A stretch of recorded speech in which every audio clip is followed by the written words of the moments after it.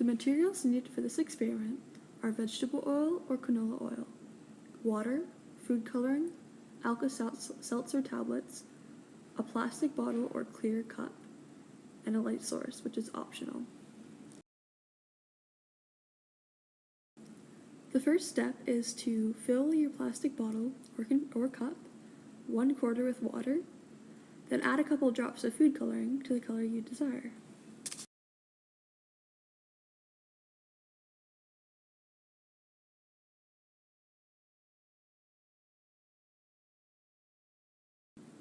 Then, make sure to mix thoroughly by either shaking the container or using a utensil.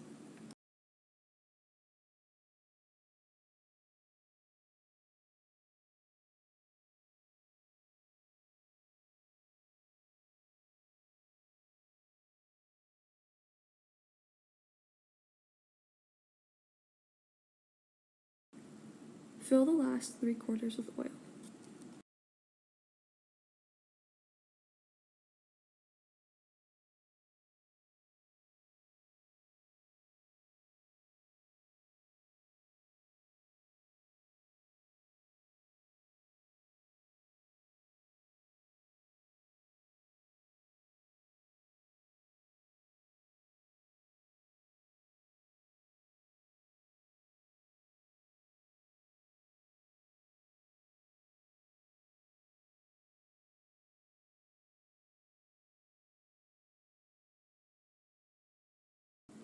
Now you're ready to drop in the Alka Seltzer tablet. If you're using a bottle, you may have to break into smaller pieces. Time to watch the reaction.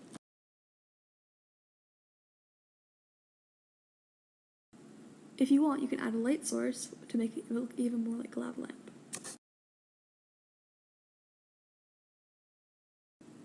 You may be wondering, well, how does this work? This experiment involves polarity and density. Density is how compact a substance is in a set volume. Water is denser than oil, so it sinks to the bottom of the container while the oil floats on top. Polarity prevents the oil and water from mixing and creating a solution. Water molecules have an unequal sharing of electrons, which causes them to be attracted to other water molecules. The opposite ends of the water molecules are attracted to other water molecules. So a positive end of a molecule would be attracted to the negative end of another one. On the other hand, oil is nonpolar and doesn't have positive or negative ends, so it isn't attracted to water and won't mix. In a real lava lamp, they don't use oil and water, but they do use polar and nonpolar substances.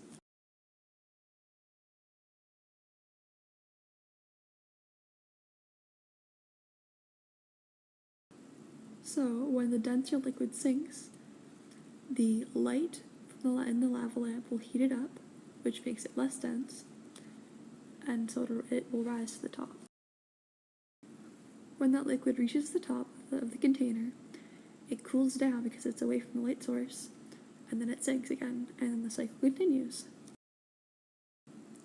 In this version of the lava lamp, we're not using heat to power it, we're actually using the Alka Seltzer.